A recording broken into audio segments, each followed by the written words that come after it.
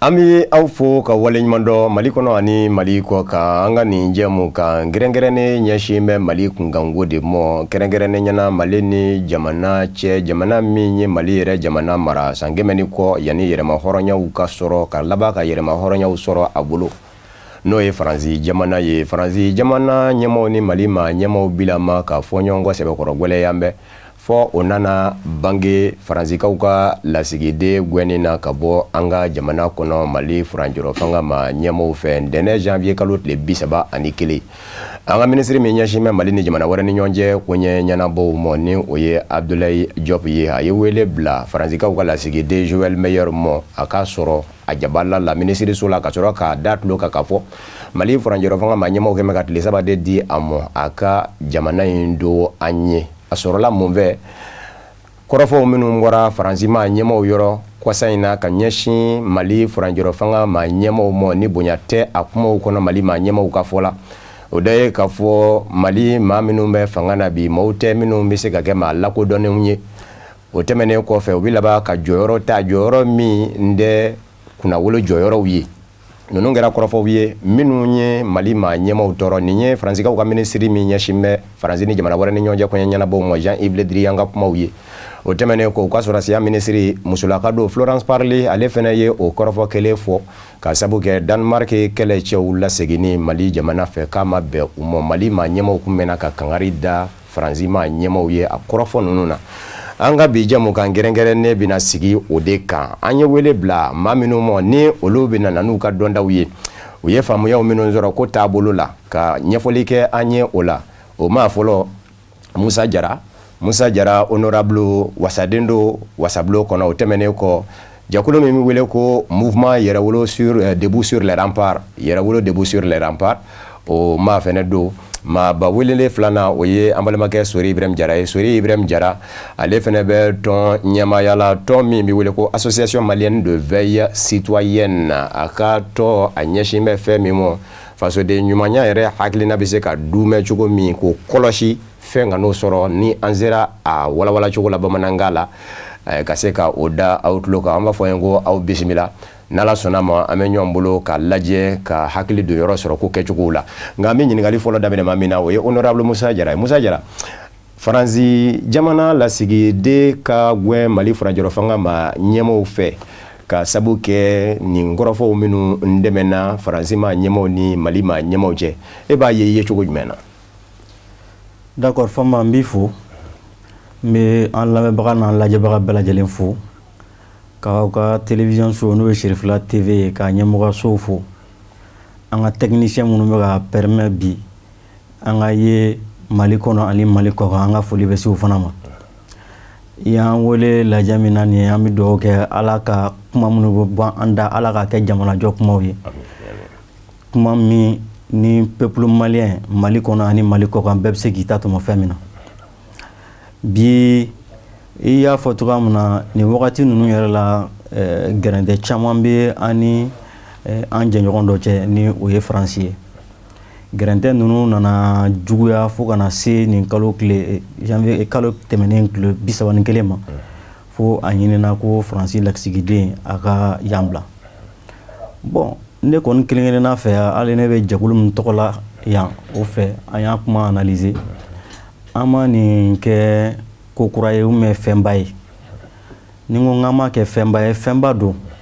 mais k'a fɔ ko a kɛra balinako y'anw na a ma kɛ balinako y'anw na mais n'i y'a jateminɛ a contexte kɔnɔna la i b'a kɛ fɛnba ye parce que an bɛ se k'a fɔ depuis k'an ka yɛrɛma hɔrɔnya ta ni ye wale min ma deli ka kɛ donc an bɛ se k'a bila o contexte kɔnɔ ça a été vraiment historique donc a bɛ bila o minɛn kɔnɔna la parce que n'i ye ɲininkali kɛ Mali kɔnɔna la citoyen lambda yɛrɛ la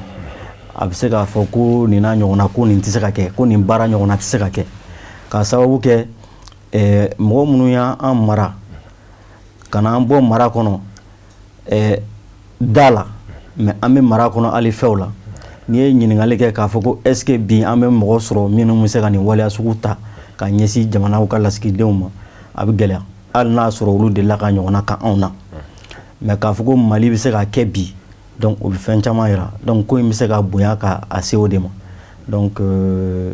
Moi, dans la musique, je suis un peu de détails parce que l'acte min kɛra, je sais c'est un acte historique. Anyoma de ligake abi do tariku la no do abi se ka do tariku la ayo anyo fam honorable aywa Sori Ibrahim Diarra association malienne de veille citoyenne Nyamaba Faranzi la sigide gweni na Mali ma nyemo fe ba yeje chugu men d'accord ame do ke ala kan be sababa ma ame folise malien chena muso bela jelema munu be Mali kono an munu be Mali kokan ka awere fo aka dongo do cesiri la Mali kola bɛɛ tɛmɛlen kɔfɛ an bɛ foli se Serifu yɛrɛ ma n'o ye Ayidara ye a ye nin kumada in di maliyɛnw ma a diyara an ye a bɛnna an ma fɔnba ne bolo yanni an ka kuma daminɛ an bɛ dugawu kɛ balawu min bɛ yen Ala ka jisuma ka fura ye ka d'a kan ko mana wuli bɛɛ b'i ka faamuyali kɛ a kɛcogo la an k'a dɔn fɛnɛ k'a fɔ Mali ye jamana kɔrɔba don hali waati min na indépendance kɛra n'i ma fili Mali président Modibo Keïta Ala ka hinɛ la a ye koba caman kɛ ani tubabuw cɛla la mɔgɔ minnu bɛ fédération soudanais c'est-à-dire a histoire dɔn n'o tun ye Mali ni Sénégal n'a tɔɲɔgɔn minnu ye a kow kɛra cogo min na tubabuw ye janfa minnu kɛ Modibo la mɔgɔ bɛ caman kalama la donc n'i ma fili Mali ka nin waleya peut-être an kɔrɔkɛ ko kura don nin waati laban ninnu na mais n'i ma fili temps kɔrɔbaw la an ka maliyɛn minnu tɛmɛna u ye ko wɛrɛ kɛ minnu ka gɛlɛn ni nin bɛɛ ye tubabuw bolo mais jamana bɛ cogo min na ko bi ça nous fait à peu près san 30 ani dɔɔni an bɛ démocratie ko ni fɛnw kɔnɔna na donc génération caman bɛ yen olu tɛ histoire ninnu dɔn kosɛbɛ donc o de la bi gɛlɛya min bɛ yen a baara bɛ ka gɛlɛya ka d'a kan mɔgɔw ka faamuyaliw tɛ kelen a la bon mais n'i y'a ta k'a lajɛ cogo o cogo an b'a ye k'a fɔ jamana mana ko o kɛ a b'a kɛ ka da raison dɔ de kan donc faransɛw ka ɲɛmɔgɔw ye mun kɛ a ma ɲa anw ka mɔgɔw fana y'u jaabi mais kɛlɛ mana wuli bɛɛ man kan ka ye yecogo kelen na bɛɛ man kan ka kɛ kɛlɛkɛla ye donc fo mɔgɔw ka sɔrɔ minnu b'a jira k'a fɔ an ka to ka jisuma kɛ an kuliji la pour que gɛrɛndɛ a ka se ka nɔgɔya donc kuma daminɛ kuma na ne bɛ mun fɔ o de ye ko in an bɛ dugawu kɛ a ka dan sira la a kana taa ɲɛfɛ sinon ko foyi tɛ kɔlɔlɔ tɛ mun na hali n'a sɔrɔ avantage caman b'a la mais kɔlɔlɔ bɛ se ka ye a la fɛnɛ donc o de la an b'a ɲini bɛɛ lajɛlen ka jisuma k'i koliji la n'o ye maliyɛnw ani faransɛw ye donc pour que an ka se ka bɛn ka se ka solution ɲini ko in a bɛ se ka dilan nɔgɔya la cogo min na. An y'o faamu nka an bɛ to ɲɔgɔn bolo Sori Ibrahima Diarra AMVC tiɲɛ dɔw jisuma an k'o ɲini k'o bɔn a kan nka diɲɛ in yɛrɛ kɔnɔ i da sera a ma k'a fɔ ni dɔ ye dɔ kɛ min ma ɲɛ a y'i ta sara a la nka e yɛrɛ bolo jamana filaw ni ɲɔgɔn cɛ jɛ la nin n'a ɲɔgɔnna sirama na to ka don an ni ɲɔgɔn cɛ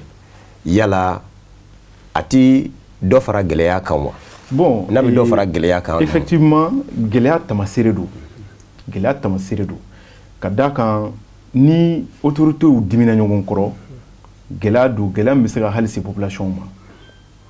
misali la maliyɛn minnu bɛ extérieur la Faransi don min na ko in kɛra caman ma sunɔgɔ n'i ma fili réseau kan dɔw y'u ka fɛnw manifester par contre minnu bɛ Mali la a diyara olu ye fo k'a dama tɛmɛ donc bɛɛ n'i ka ko ye cogo de don mais yɔrɔ dɔ la ne bɛ fɛ an kana fɛnw bila minɛnw kɔnɔ a man kan ni minɛn mun ye misali la honorable ko sisan ko a man ka kɛ koba ye peut-être a ka raison b'a bolo mais ne b'a fɔ o yɔrɔ la fɛnɛ a man ka kɛ koba ye mɔgɔw man ka dramatiser c'est-à-dire jamana fila ni ɲɔgɔn cɛ relation internationale la k'i ka lasigiden wele a b'a kɔnɔ o kɔrɔ tɛ k'a fɔ ko aw ka relation banna pewu non mɔgɔw m'o yɔrɔ de faamuya a ɲ'a misali ye Algérie fɛ o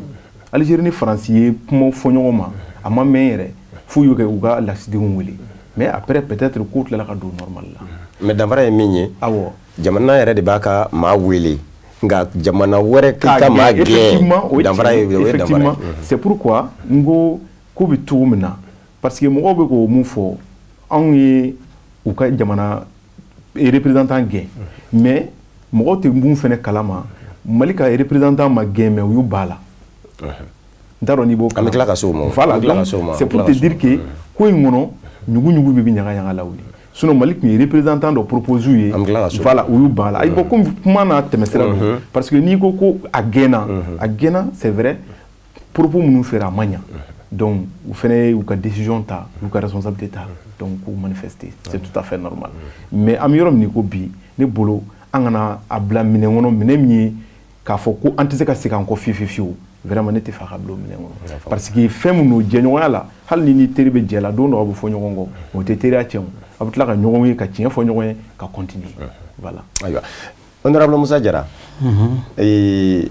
jɛɲɔgɔnya la ni ni maa bɛ jɛ la a ka kan bonya ka to aw cɛ Mali maa ɲɛmaaw ka fɔ la u mɛnna ka kangari da Faransi maa ɲɛmaaw ye ale b'u ma se ka wele cogo sɔrɔ Mali furanjɔrɔ fanga la ni surasi fanga tɛ a bara tɛ surasi fanga tɛ bilen a kɛn bɛ furanjɔrɔ fanga de ye surasiw ni civiliw n'o ye Mana Namasumaniw ye olu bɛɛ kɛn bɛ ka ɲɔgɔn sɔrɔ a kɔnɔ nka o n'a ta bɛɛ an b'a ye k'a fɔ u ka kunnafoni di sow bi Mali fanga wele ko surasi fanga n'o ye la junte kangari caman dara u ye sira caman fɛ u kɛcogo n'u kuma fɔcogo la Mali ni u cɛ yala nin sen in gɛnni min kɛra e yɛrɛ bolo ani kɛli kun ka kan yɛrɛ fɔma n b'i fo n'i y'a ye an ma kuma ninnu fɔ ka a bɔgɔrɔ dɔn an b'a dɔn k'a fɔ ni jɛ ninnu fɛn fɛn a bɛɛ latigɛlen don a perepere latigɛlen don gafe dɔw kɔnɔ diɲɛ seleke naani bolola la n'an ko ma la convention de Vienne convention de Vienne ye fɛn ye bɛnkan o ye bɛnkan min ye diɲɛ jamanaw bɛɛ cɛla la donc o de codifielen b'o kɔnɔ surtout les relations internationales n'i ye o ta waleya min talen filɛ nin ye Mali ɲɛmɔgɔw fɛ i b'a ye k'a fɔ k'a b'a kɔnɔ Faransi ɲɛmɔgɔw fana ye waleya min kɛ i b'a ye fana k'a fɔ ko convention de Vienne k'a b'o kɔ donc n'o b'o kɔ an bolo dɔ ye dankari dɔ la mais ni dankarila ɲɔgɔn na hakili de b'a ɲɛnabɔ hakili de b'a faamuya donc ko ninnu bɛ ka taa cogo min na o b'o cogoya la je pense que e ko ko u bɛ ka min fɔ nin ye bi m'u bila nin kuma la n bɛ misaliya kelen dɔrɔn ta ne ye dutigi ye n ta ye n ka du ye ne ye wele ka na i bɛna i bɛ n fɛ yan an bɛ ɲɔgɔn dɛmɛ mais e ko sisan k'e tɛ ne ka dutigiya dɔn e ma sɔn ne ka dutigiya ma e tɛ ne ka dutigiya dɔn mun tora ne ye ɲininkali gɛlɛn kuma in b'o o yɔrɔ dɔrɔn de la aw ko bi k'a fɔ ko mɔgɔ minnu bɛ yan nɔ aw t'u ko la dɔn je pense que ni ko tun bɛ taa tagabolo yɛrɛ la depuis aw bɛ baw ye wagati min na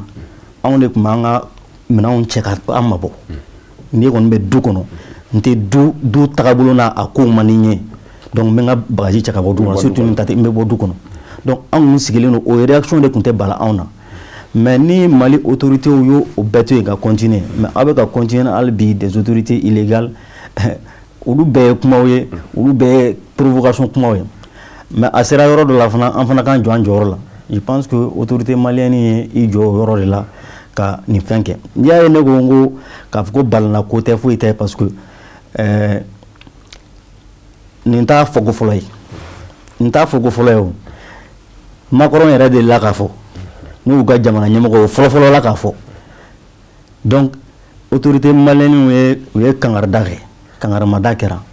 mais n'a a kɛra k'a fɔ a tɛ ban don o don a bɛ fɔ a tɛ ban an fana kan k'an jɔ an jɔyɔrɔ min na an b'an jɔ o jɔyɔrɔ de la parce que an bɛ ka min ɲini u fɛ o y'o de parce que jamana mana fu cogo cogo ka labin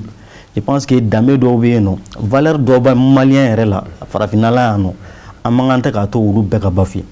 donc ne bolo décision ninnu taara ka analyser ka bila o de cadre kɔnɔna la bon heureusement an bɛ yan plateau kan bi mais ɲani bi cɛ kunna sinikɔrɔ an ye chance yɛrɛ sɔrɔ k'an ka ministre min ɲɛsinnen don an ni jamana wɛrɛ koɲɛw ma an ye Ablaye Diop an ye chance sɔrɔ ka taa a yɛrɛ lamɛn nin fɛn ninnu na parce que o fana ça c'est très important parce que mɔgɔw tɛ se ka décision dɔw ta ten i yɛrɛ ma dɔrɔn ka wuli ten dɔrɔn k'i b'a ta i b'a lajɛ avantage jumɛn b'a la inconvénient jumɛn b'a la i b'a analyser ka bila o kɔnɔna la je pense que nin décision min talen filɛ nin ye an n'a ka lajɛ la c'est une décision mûrement réfléchie u ye hakili jagabɔ kɛ fɛn min kan ka tila ka décision ta donc an bolo décision min kun kan ka ta a tɛ tɛmɛ nin kan quoi. ayiwa Sori Ibrahim Jara honorable Musa Jara ko dutigiya tɛ mafiɲɛya fɛ dutigi man ka mafiɲɛya a ka so ni nana dunanya la du kɔnɔ e bɛ se ka mun fɔ o la. non o ye tiɲɛ ye nkalon t'o kuma la o c'est à dire mɔgɔ si ma fɔ ko tubabu ta ye tiɲɛ ye dɛ ayi François ye acte mun kɛ a tɛ bɛn a ye kuma fɔ yɔrɔ dɔ la kuma banna yen quoi n'i ko ko n t'i reconi a ma se ne k'a fɔ bɔ n ka so i bɛ taa i yɛrɛ ma mais e ko k'e tɛ ne reconi i tɛ bɔ n ka so fɛnɛ i bɛ ka mafiɲɛya fana gɛlɛya bɛ na ko kɔnɔ ça quand même nkalon t'o la quoi parce que en réalité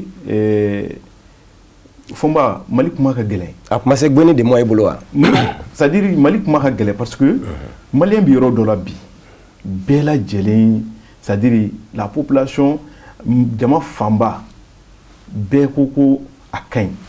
bon ni mɔgɔw ko ko olu bɛ sɔrɔ k'u b'a fɔ k'a man ɲi hali n'i bi ka argument di o tɛ faamuya mais ne bɛ segin ka kuma dɔ de kan bɛɛ man ka jɛ ka dimi ɲɔgɔn fɛ o kuma in o ye denmisɛnnin kuma ye mais kuma nafama don bɛɛ man ka jɛ ka dimi ɲɔgɔn fɛ c'est à dire ko kɛra cogo min na bɛɛ ye jo di maliyɛnw ma hali jamana kɔ kan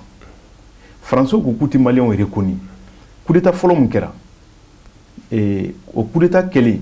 u ye ko fɔ k'a fɔ fɔcogo la fɔcogo minnu ni u tun bɛ ka caresser 2020 voilà maintenant ala nana kɛ an nana don phase filanan kɔnɔ o phase filanan kɛlen u nana ka na commencer ka dimi kumaw fɔ bon n'i ye tubabu ka dimi ta k'a lajɛ a kow kɔnɔ ka dun mɔgɔw bɛ k'a ye sanfɛla dɔrɔn tɛ o duguma kow b'a la quoi depuis don min na a fɔra ko Mali autorités y'u bolo mana bɔ jamana wɛrɛ nɔfɛ donc ko jango ka na maliyɛnw dɛmɛ k'an bɔ jihadisiw ka kɛlɛ kɔnɔ tubabuw y'a ye k'a fɔ olu ka colonie olu ye jamana minnu ka yɔrɔ maralen kɔrɔ la donc o de y'a to kɛlɛ in a kɔnɔ ka dun sinon olu de ko o tɛ ninnu reconi a ka nɔgɔn kojugu n'i ko k'i tɛ mɔgɔ reconi a ye fanga ta don min na o dugusajɛ i ka datugu i ka tɛmɛ ni sen fila ye a ma ban olu m'o kɛ u tora yan donc ni a kɛra tan o tɛ bali mɔgɔ la nka i bɛ maa ka so e ko k'i t'a lakodɔn i t'a bonya i bɛ k'a dɔgɔya fana ka so awɔ c'est ce que j'ai dit o Fomba honorable mun fɔ de don a tigi b'i gɛn ka bɔ a ka so dɔn donc an bɛ bɛn a kan ka fɔ min kɛra Mali maa ɲɛmaaw fɛ o ɲɛna bien sûr alhamdulillah mɔgɔ tɛ se k'o to o contrôle la o n'Ala sɔnna i m'a faamuya mais kɛlɛ mana daminɛ a bɛɛ de tɛ se ka kɛlɛ kɛ quoi ne ka kuma bɛ yen n bɛ fɛ k'o yɔrɔ fɔ a faamuna dɔw ka kɛ basigi karamɔgɔ ye voilà bɛɛ tɛ se ka kɛlɛ kɛ dɛ jango hakiliw bɛ se ka ɲɔgɔn sɔrɔ voilà ayiwa an bɛ segin ka na i ka yɔrɔ min ni da kun sera a ma ni n ko k'an bɛ laban ka s'a ma wa ni y'an sigilen a yɔrɔ kan Mali kun ye lasigiden minnu dajira Faransi la lasigiden min dajira Faransi la ni Faransi kun ma sɔn o na an b'a fɔ ten bawo n'i ye maa bila ka taa wali kelen n'i ye maa tɔgɔ di yamaruya sɛbɛn dɔ de kan ka bɔ jamana tɔgɔ la k'i ka maa bisimila nka Faransi jamana ma sɔn k'o di n'o ye lasigiden ye Mali tɔgɔ la ɲinan san 2 ye lasigiden yɛrɛ tɛ Mali bolo Faransi jamana kɔnɔ i da kun sera o ma mun de nana ni o banni fɛnɛ ye bon an ye mun faamuya la parce que an ye fɛn caman ye bɛɛ b'i ta fɔ mais source officielle o tɛ ne bolo dɛ ne ye mun mɛn n bɛ kuma ni o de parce que télé la kuma de don honorable ko olu ye chance sɔrɔ ka Ablaye Diop rencontrer ne m'o chance sɔrɔ parce que o rôle tɛ ne bolo mun b'a to ne n'a bɛ sigi ka kuma mais an ye mun ye maliyɛnw ye proposition kɛ Faransi ye an ka ambassadeur nalen kɔfɛ utu kalo tɛmɛlen proposition in kɛra an bɛ a kalo dama 5nan ɲɔgɔn na fɛ donc François ye document in lajɛ u y'a ye k'a fɔ c'est à dire maa min tɔgɔ bɛ papier in kɔnɔ Irisu kasa bɛ a fɛ. A tɔgɔ bɛ se ka fɔ Musa Si. Bon n'i ko k'an ka tɔgɔ fɔ. Sinon a sɛbɛn bɛ gafe komi gafe min y'a fɔ. U yɛrɛ ka gafe don. Voilà mais mun na n t'a tɔgɔ n'i y'a fɔ n bɛ segin a kan parce que e de y'a fɔ. Parce que Musa ninnu sisalama. Fɛn sidɔnnen don. U ka sisalamaw fɛ kuma ka gɛlɛn. Fɛn sidɔnnen don. Kuma na dɔrɔn u bɛ taa ni ye. Ayi o ti ayi. Ɲɔgɔn hakilinata ɲini don. U ye a fɔ ko maliyɛnw ye mun proposer. U y'a fɔ forme de la ko u tɛ se k'a ta. Mais le fond mun fɔra mɔgɔw ɲɛna ani bɛɛ bɛ mun kalama mais semble que cɛ in tun bɛ Mali ka lasigiden so min bɛ Kiban o fanfɛla ninnu na cɛ in tun bɛ yen i n'a fɔ conseiller seko ni dɔnko nasira kan voilà donc maintenant u ka jateminɛw y'a jira k'a fɔ n'a nana taa Faransi mɔgɔ minnu ani Russie ka surun a y'a ka kalanw kɛ sanfɛ kalanw voilà donc fɛn caman b'a jira k'a fɔ ani Russie ka surun ɲɔgɔn na donc ce qui fait que français ma sɔn a la mais français tɛ se k'o fɔ argument na officiellement parce que ni français fɛnɛ fɔ officiellement o fɛnɛ bɛ n'a fɔ i y'a fɔ u ye dankari kɛ Russie la donc comme adamaden jɛ don bɛɛ b'i ta dogo ka jogo ɲini mɔgɔ wɛrɛ la donc o de y'a to u ye fɛn in bila bon bi yɛrɛ n'i y'a ye o kuma yɛrɛ bɔra bi maliyɛnw ka bɔ o kalama o y'a ye nin ko in kɛra de o gɛnni in kɔni n'est-ce pas gɛnni in de ye ɲuɲu ni ɲaɲa wuli ni nin ko in kun ma kɛ da kun tɛna s'a ma donc o de la ni ko daminɛna tan dɔn an bɛna ye k'a fɔ gɛlɛya de bɛ a bɛ accentuer ka taa de parce que hali tubabuw ka dimi kɔnɔna na u ni u ye jamana min sɔrɔsiw lasegin Danemark an y'a ye k'a fɔ hali lettre confidentielle bɛɛ bilara réseau sanfɛ bɛɛ dilanna n bɛɛ da kan donc fɛn minnu don o de la n k'i ma c'est à dire an ka kow kɛ halisa an ka jateminɛ k'a la ji ɲɛma jɔlen i b'a dɔn k'a fɔ ko dɔ bɛ yen nɔ i jo b'a la mais ni min farati a n'a senna ka se yɔrɔ dɔ la kumaw bɛ fɔ kuma minnu man ɲi parce que an bɛ diɲɛ min kɔnɔ sisan réseau ko tile de bɛ yen fɛn o fɛn n'a bilala réseau kan a kɛra foroba ye donc jamana ka papier dɔw bɛ yen olu man ka bila foroba kan information dɔw bɛ yen olu man ka bila foroba kɛnɛ kan donc ce qui fait que cɛ in ka situation olu b'a la nin de kama mais u ye min tɔgɔ fɔ u ka o ye anw ka hakilina ye dɛ o ye anw ka hakilina ye mais a bɛ se ka kɛ u yɛrɛ fɛnɛ ka hakilina b'u bolo an kɔni bɛ mun kalama cɛ in kɔni ma taa fɔlɔ voilà ayiwa an y'o faamu honorable Mali lasigiden tɛ Mali bolo Faransi jamana kɔnɔ nin y'a san 2 ye kabini IBK tile Ala ka hinɛ a la u ye a jira k'a fɔ an ka maa min bɛ u fɛ yen ani u fɔra ɲɔgɔn kɔ Tumani Jime Jalo kun don Sena la n'o ye Faransi wasabulon dɔ ye a y'a jira k'a fɔ Faransi kɛlɛcɛw minnu bɛ Mali jamana kɔnɔ u ka kundanko ka ca wasabulon kɔnɔ o ma bɛn Faransi maa ɲɛmɔgɔw ma o ye Tumani Jime Jalo lana Mali jamana kɔnɔ maa wɛrɛ min kun kan ka taa n'o ye Isa Kɔnfuru ye ni o diɲɛ seleke naani tɔma Nations Unies la Mali jamana tɔgɔ la Mali maa ɲɛmɔgɔw kun b'a fɛ o donni kama k'o de bila ka taa Jime Jalo nɔ na Tumani Jime Jalo nɔ na kunnafoni dilaw yɛrɛ ka fɔ la n'o ye Faransikaw ka kunnafoni di siraw ye nin bɛɛ furanjɛ tɛmɛna fo ka na ni furanjɛrɛ fanga ye furanjɛrɛ fanga maa ɲɛmɔgɔw nana maa min da jira u la ni Sori Ibrahim Jara da ser'o ma sisan Musa Si Faransi kunnafoni disow ka fɔ la hali bi an b'a source fɔ o y'an ka baarakɛta ye n'o ye Musa Si ye o ɲugun'o la ko o ni Russie ka surun bawo a bɛ deli ka baara kɛ u ka fɔ la Russie la kunnafoni diso Moscou tɔgɔ la journaliste n'o ye kunnafoni kow ye ka nin kuma bɛɛ kɛ lasigiden tɛ anw bolo Faransi jamana kɔnɔ an ka to nin jogo in na yala kabini ye gɛlɛya dɔ kun tɛ yen D'accord, il y a une question jaabi mais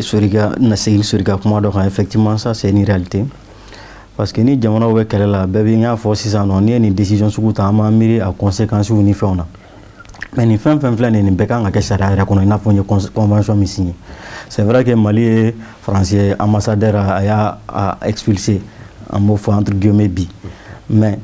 fɛn fana bɛ yen nɔ mɔgɔ caman jɔrɔna kun ye fɛn min ye i n'a fɔ maliyɛn caman de bɛ Faransi mɔgɔ caman ka inquiétude ye bi est ce que Faransi tɛna waleya dɔ ta ka se olu ma fara an bɛ min fɔ o yɔrɔ la Faransi tɛ se ka voilà a y'ale effectivement sinon an bɛɛ bɛ ligne kelen kan o y'a jɔrɔna ko de an bɛɛ jɔrɔna ko o ye o parce que bi an bɛ min fɔ dɔrɔn Faransi tɛna se ka waleya foyi ta ka se u ma min bɛ droit international sɔsɔ n'o kɛra mɔgɔ fana wɛrɛ bɛ sɔrɔ minnu fana b'o olu kɛlɛw kɛ donc o ye an bɛɛ ka souci ye an ma dabɔ ko ka tɔɔrɔya se maliyɛn dɔw ma an bɛ ka dabɔ mɔgɔw ka lafiya de donc fɛn dɔw la an b'o de fɔ kulusi ɲɛginen ka wusa n'a jeninen donc o yɔrɔ dɔrɔn de don bi n'i ye a fɔ ko an ka lasigiden tɛ Faransi fɛ yen nɔ min tun bɛ yen a bɔra cogo jumɛn n y'o de fɔ kuma daminɛ la n'i y'o analyser k'o lajɛ Tumani Jime Jalo ye kuma min fɔ ani bi Jean-Yves Le Drian ye kuma min fɔ ale y'i attaqué autorité la Tumani Jime dun ye i attaqué Faransi militaire de la donc olu de ye Tumani Jime convoqué fɔlɔ u y'a convoqué i ka sɔrɔla ka rappeler donc k'o kɛra o cogoya la donc an bolo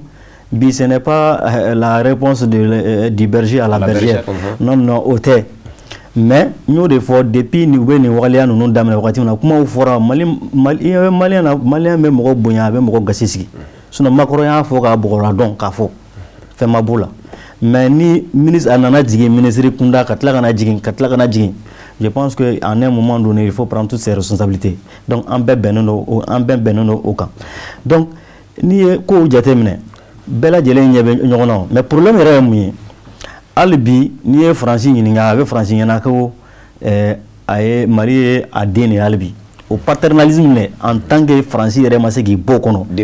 denfaya k'a fɔ k'olu denfaw de y'an ye n'a ye ko an bɛ min kɛ an kan k'o kɛ n'u y'an bila min na an kan k'o kɛ n'u kumana an man kan tɛ ka kuma je pense que aujourd'hui an bɛ 21e siècle na o kɔni o ye temps révolu ye fɛn fɛn bɛ kɛ bi fɛn fɛn bɛ fɔ bi a bɛɛ bɛ ye a bɛɛ bɛ mɛn a bɛɛ bɛ dɔn an ka bɔ olu kɔnɔ n'i y'anw ka jɔnjɔn jateminɛ n bɛ tilen k'o fɔ mɔgɔw ɲɛna n'i ye Mali hymne national yɛrɛ jateminɛ ɲɛ b'a la nin fɛn fɛn ni kɛlɛ fɛn fɛn filɛ sen na nin a bɛɛ tracelen don b'a kɔnɔ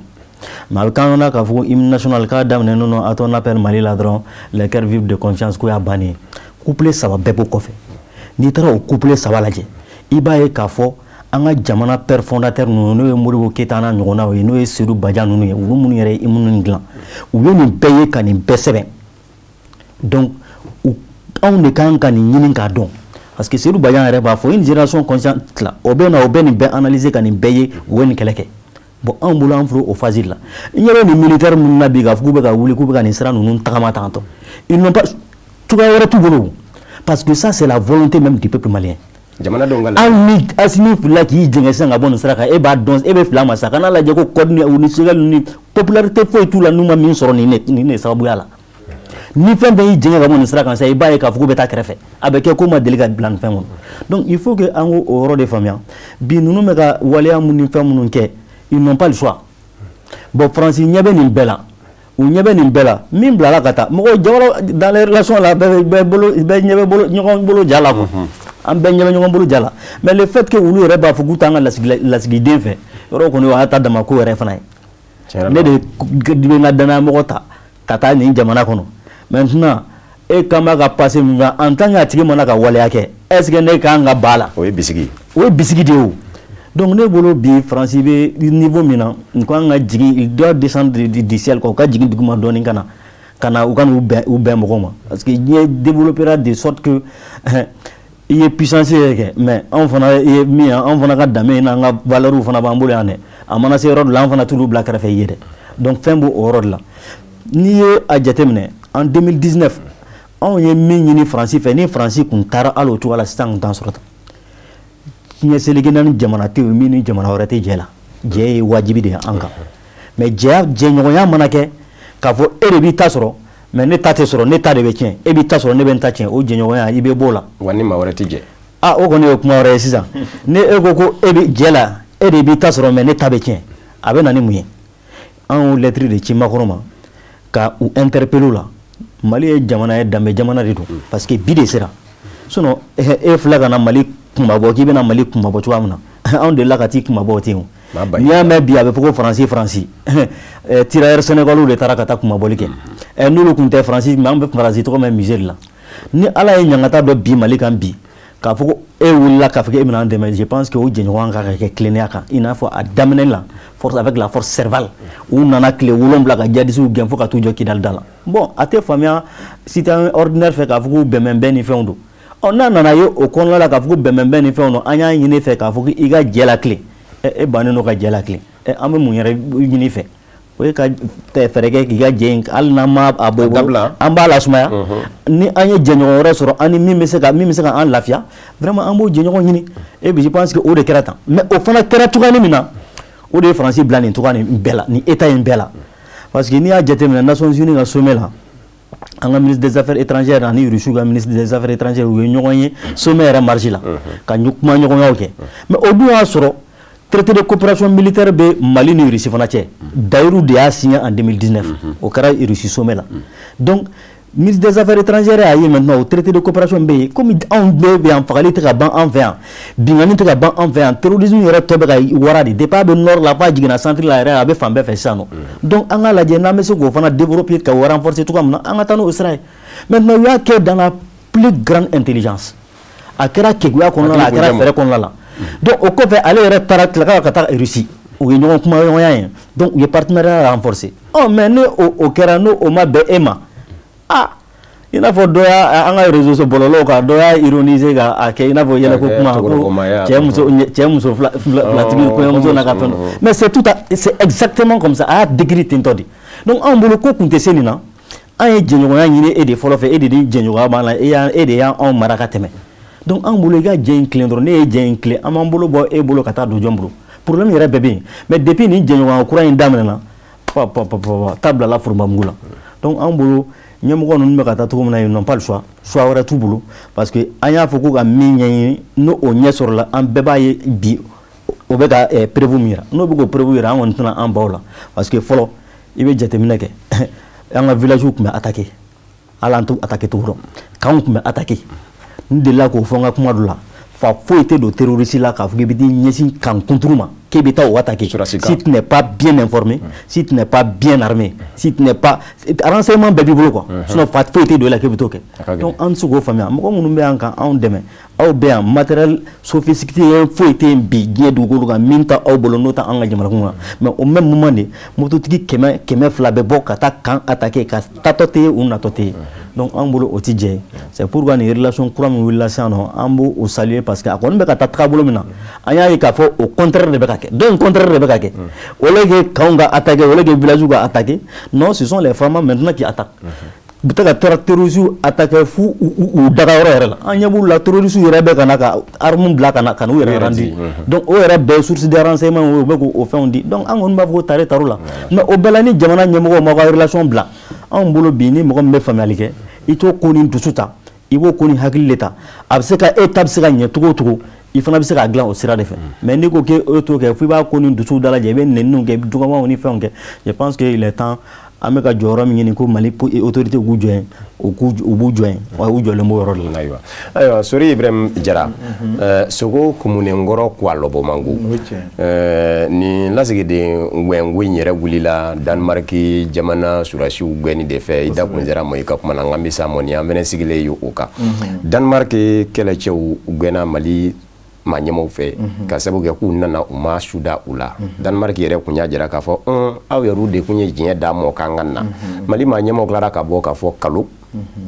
anw y'a jira u la k'a fɔ a y'an makɔnɔ an y'a mɛn an bɛ hakili jagabɔ a kan n'o ye tiɲɛ ye ko anw ko aw ka na an ni tɔw bɛ da kelen na an bolo jamana saba ɲɔgɔn na olu bɛ k'anw makɔnɔ mun b'aw bali ka anw makɔnɔ ni aw bɛ na n'a yɛrɛ ye e bɛ se ka mun fɔ o la bawo o de nana ni lasigiden yɛrɛ gɛnni ye kumakolon fɔra o de senfɛ ɲɛmaa filaw fɛ Florence Parly ni Jean-Yves Le Drian. Bon ne bolo c'est-à-dire fɔnba i b'a dɔn honorable ye kuma caman fɔ n bɛ sɔn o kuma ninnu caman ma c'est-à-dire Mali ni tubabu ka nin ko in bamananw dalen dɔ fɔ yanni i ka jigin binyɔrɔ la i bɛ jigin talonyɔrɔ la c'est vrai tubabuw jo t'a la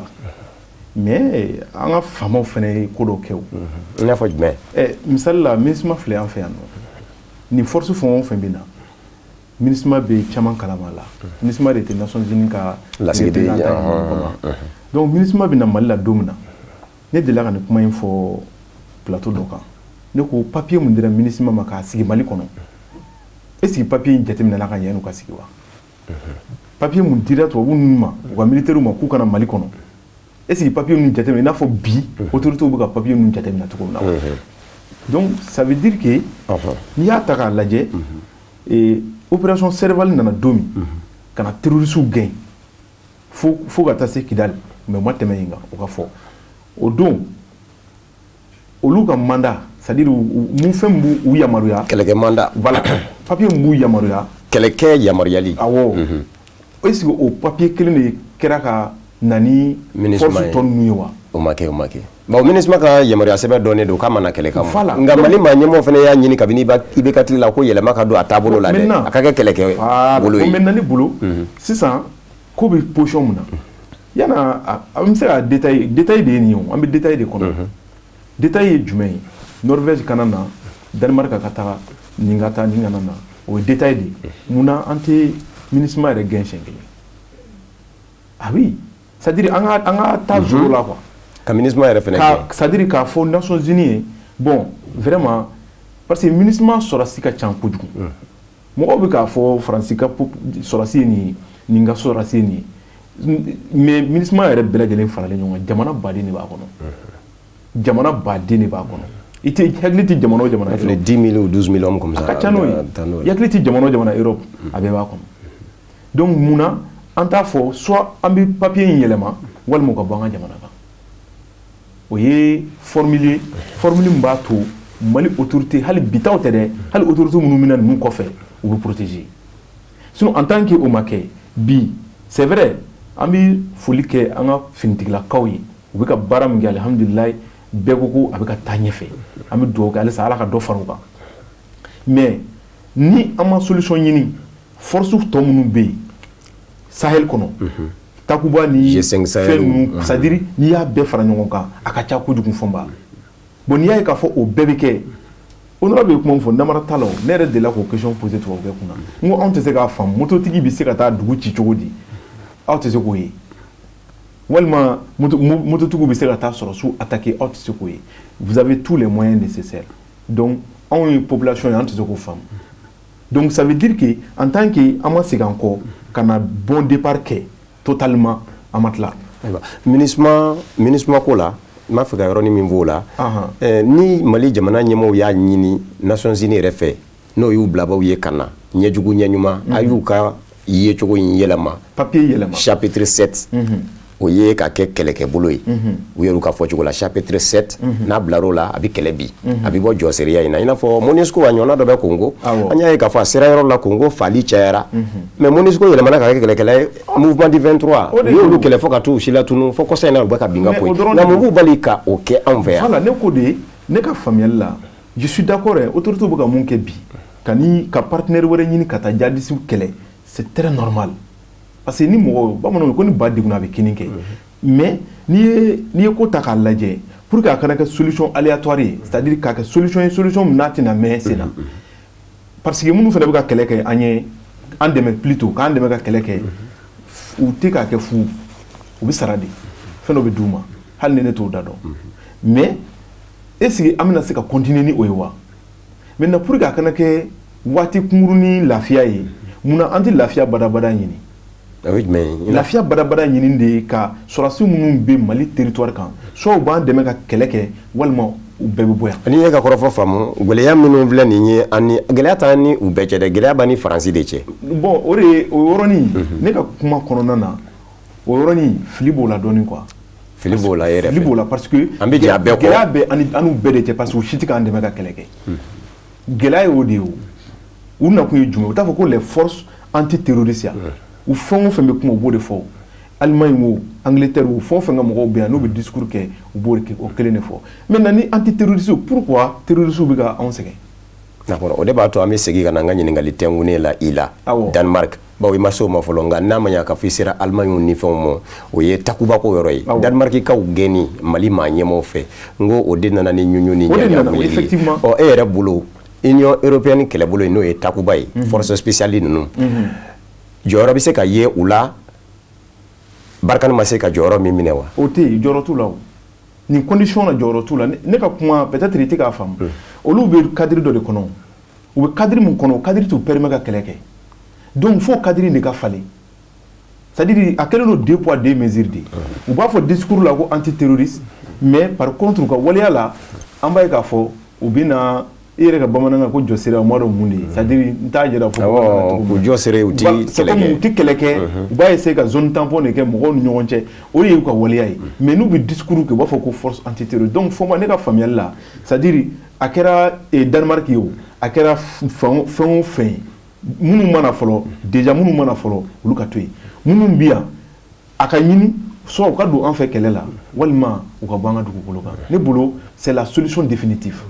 o ka gɛlɛn dɛ peut-être que an b'a fɔ ko an bɛna dɔ fara kɛlɛ kan mais n'a ma ɲɛ k'i donna kɛlɛ kɔnɔ ka se nin degré la i bɛ bɔ ni bɔda de ye bɔda min t'i permet ka don kɛlɛ kɔnɔ tuguni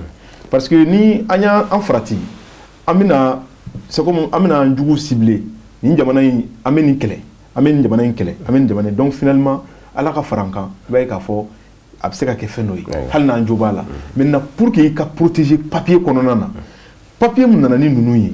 mais o papier bɛ se ka yɛlɛma i n'a fɔ i y'a fɔ cogo min na MONUSCO ta kɛra cogo min a ma kɛ bɛɛ ɲɛna papier bɛ se ka yɛlɛma k'a f'u ye bon vraiment an b'a ɲini aw fɛ soit a b'an dɛmɛ k'an ka jamana k'a bɔ bolola terroriste kɛlɛ la walima an b'a ɲini aw fɛ a ka y'an bila an bɛ partenaire wɛrɛw ɲini o la dépense bɛ nɔgɔya sinon n'i y'a ta k'a lajɛ c'est vrai anw t'u sara dɛ mais le fait k'u b'an ka territoire kan a bɛ fɛn caman tiɲɛ an ye a kono ko ka ca mais ni mun papier officiel te bolo mo ma ngo fo sinon fen caman ba kono ministre be Mali kono beni ka yeta do ni ko bi fere ko ministre ka ta malien munu be baraki munu so mo be baraki munu ndari me bola olu fene ba fa ki bu contrôle mais nan ngo France fene ka ta ibina munu fene be France ina fo onu la fo to mina olu fene be joro wala mo munu mute ko de me bolo olu fene be joro mais côté nyamun ko avec ko de ni jamana ka here be muna ambe baraki ni odi voilà ayo honorable Danemark kelechew ou labwali Mali jamana kono anya fo de nana nini ka sabu ke Francima nyemo maseka o ro de dayoro soro u farla u ka mo wele ka faranyonga kwa ina anga kele bolo bo ka anga kele ke no e lakana ni kele ningo anga kele Franci ko ale ka kele do ko abe ka Mali lakana chugo mena ka be ka ere de lakana ti abe ka cheche kana jamana u lakana chugo mena abe ka ere de lakana ti o kele chedo nani anga ma nyemo ka ajira olula ka fo ama suda ana ka fo abina ayesegi abi ma nyugun yere la doni emi navongo ibe fanga na sanga au ye fanga dafe mo yi aywa ebize ka mouvo anye ala daba foma me iga kuma la clé folo ni chama ini amala chama be ka foma na ko anye fanga tigiwe ay ta fanga tigiwe mena min fo o yoro la il faut que mo ga famia surtout moi et transition nana on sera ngani kelela on Assimi yɛrɛ dɔ a sɔrɔla à partir du 20 août bon ni ko dumu tato la a bɛ taa k'an to an ka nin kɛlɛ la parce que n'a ma ban an bɛ to nin kɛlɛ la faso ko don donc il faut que an k'o faamuya bon transition ye phase fila kɛ a phase fɔlɔ yɛrɛ ni u ye mɔgɔw kɛlɛ anw don surtout nbandaw kun wagati min na u ye anw yɛrɛ gaze an ka bɔli ninnu fana fo ka mɔgɔ dɔw sen kari ka mɔgɔw blessé donc il faut que an k'o yɔrɔ fɔ mɔgɔw ɲɛna anw bɛ kun kelenna min kɔnɔ bi peut-être que phase filanan mɔgɔw nana an bɛɛ bɛ kun kelenna kelen na i n'a fɔ a tɔgɔ b'a maana cogo min yɛrɛ wolo de sur les remparts ka wuli k'i jɔ ka jugu pour que i k'an dɔn ni an bɛ objectif kelen na e ka objectif nin dévier dɔrɔn i bɛ sɔrɔ ka an dɔn an bɛ kari ɲɔgɔn na an ko dɔrɔn ko saya ka wusa ni malo ye an bɛ o niveau de la mais n b'a fɛ ka pression dɔ di kuma in fana la il faut que an ka faamuya aujourd'hui n'i y'a ye an b'a fɔ Faransi ka taa an bɛ Faransi kolon kɛlɛ ni fɛn ninnu na ko bɛɛ y'a jira k'a fɔ ɲɛ bɛ force étrangère fɛn fɛn la an ka dugukolo in kan c'est la France qui est derrière tout ça. Takuba G5 Sahel non ni France de bɛ nin dɔgɔ G5 Sahel tɛ G6 Sahel de don G5 Sahel tɛ parce que il y a G5 a bɛ ka min fɔ a regroupement ka rencontre ni France ma min organiser France kɔni a b'a piloter donc i y'a faamuya MINUSMA filɛ nin ye bi MINUSMA ne yɛrɛ delila k'o fɔ n ka interpellation kɔnɔna la MINUSMA chef ninnu bɛɛ lajɛ i b'a bɛɛ lajɛ i bɛ taa sɔrɔ a bɛɛ ye français MINUSMA à section bɛɛ mun nana ni Kidal drapeau jɛnen nous avons été à Kidal.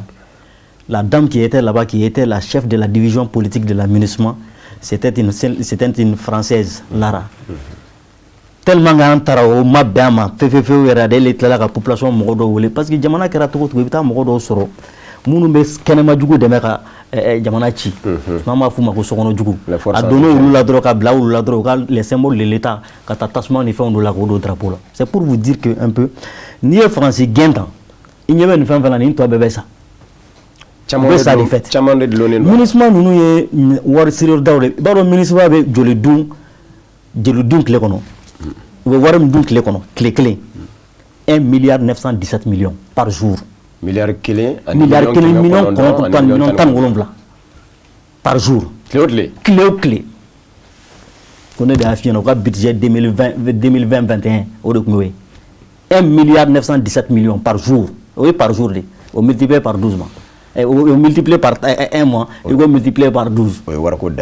Donc, alors, ni Mali est démeni kodo ne bo fo ni jeseli gena ni mo ba fe ko jamana in deme bi wa deme ka bo osraka alu kana mo wara wolere u ka a material nu fɛnw san nu ta da ale ka di an ka jamana kono nyemko ma ka jiru yɛrɛ ka mena na fɔ bɛ sa kana formation ni fɛnw kɛ yan no i b'a ye ka fɔ jamana in bɛ kɔnɔ mais pour dire que an bɛ nin fɛn kɔnɔ ne e ko k'i bɛ an bɛ nin kɛlɛ fɛn na ni ma kɛlɛ ɲɛmɔgɔ kɛlɛ fo ɲɛmɔgɔ ya ciden i bi kɛlɛ fu de kɛ o bi en tant que France ma kɛlɛ i ɲɛ bɛ nin fɛn fɛn la i Serval Barkhane Takuba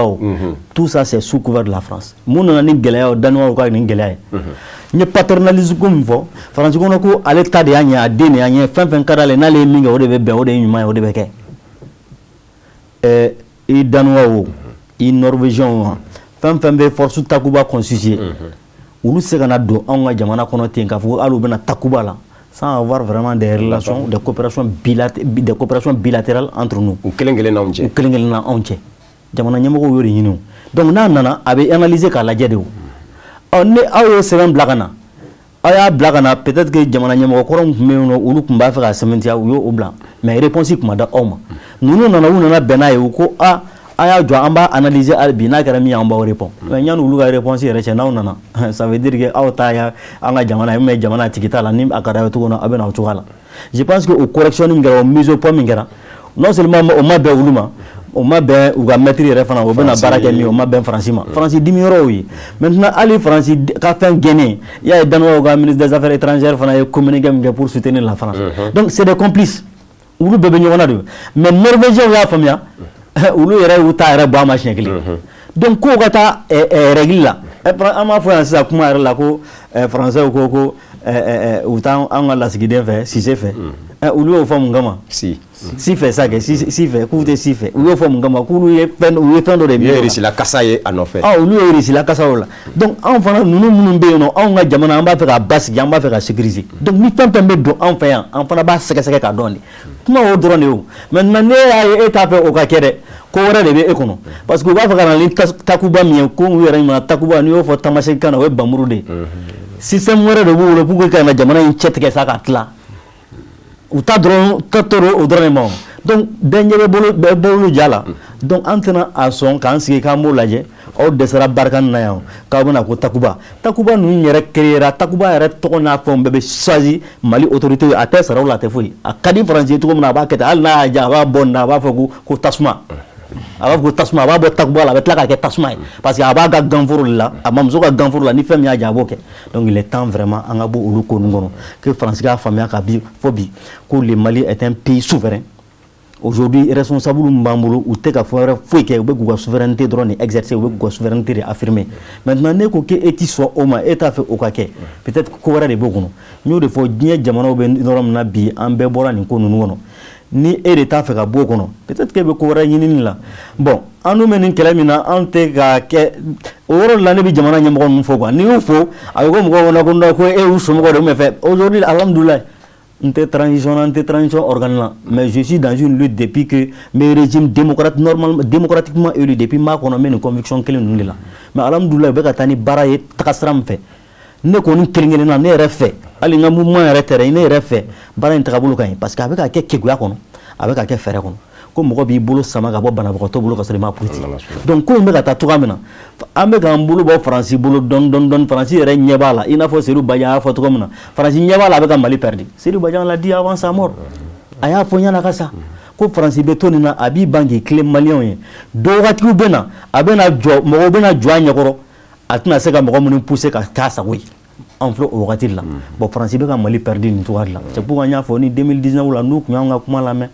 u y'an ka fantan kumaniw lamɛn k'u tilen fali kɔ la sisan u t'an sɔrɔ yan. I yɛrɛ Faransi ko in tɛ ko kura ye yɛrɛ fɛ bawo a kɛra sababu yɛrɛ fɔ k'i kɛ ma fiyekulen ye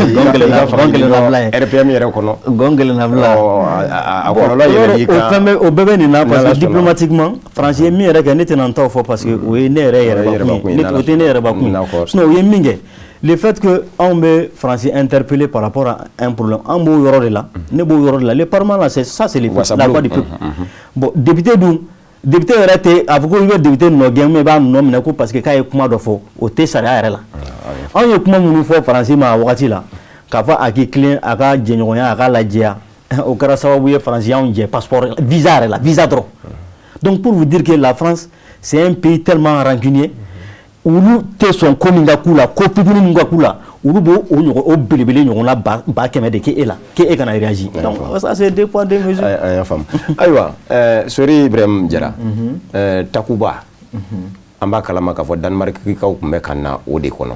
nka bi a sidɔnnen don fana k'a fɔ min ye takuba ko in ye a bɛ ka nɔgɔya bawo Faransi jamana yɛrɛ kɔnɔ hakilinaw tɛ ka don a fɛ bilen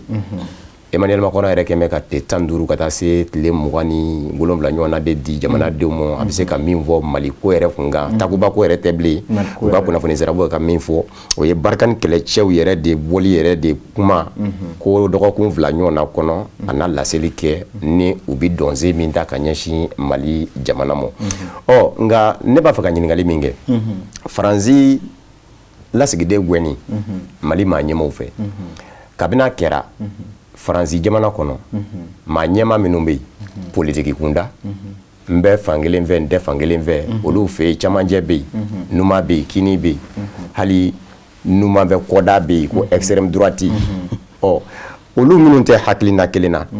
hali farafindenw Mali dama tɛ farafindenw b'u yɛrɛ ye politiki ɲɛma min ka kuma la bawo a fura dama jiginnen don Emmanuel Macron na baara kɛcogo la ka ɲɛsin a ka yɔrɔkɔrɔ maralenw ma n'o ye Faransi kan fɔ jamanaw ye Jean-Luc Mélenchon la France insoumise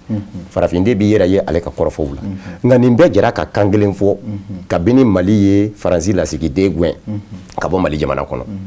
ka jira k'a fɔ a ma bɛɛ u ma bɛɛ Faransi maa ɲɛma ko nka anw ka politiki bina k'u ka Mali kɔnɔ o kan kelen de ma se ka sɔrɔ ka fɔ ɲɔgɔn fɛ u jango malidenw minnu bɛ dugu ma e yɛrɛ ko n'i y'a lajɛ ko Mali maa ɲɛmaw y'u ka kɛta kɛ hali n'o y'a sɔrɔla maa kan ka kɛ basigi karamɔgɔ ye u ye min kɛ o jo don honorable Koti nka politiki bina k'u kan n'i ye bɔlɔlɔw jateminɛ réseaux sociaux i ti maa ɲɛmaw ka kɔrɔfɔ ye ka Mali maa ɲɛmaw kɔkɔrɔma don i n'a fɔ Faransi maa ɲɛmaw bɛ ka Faransi maa ɲɛmaw kɔkɔrɔma don cogo min ka sɔrɔ olu tɛ hakilina kelen na politiki bina k'u kan i bɛ se ka mun fɔ o la. D'accord Fɔnba i k'o ɲininkali diyara n ye kosɛbɛ munna Malien bon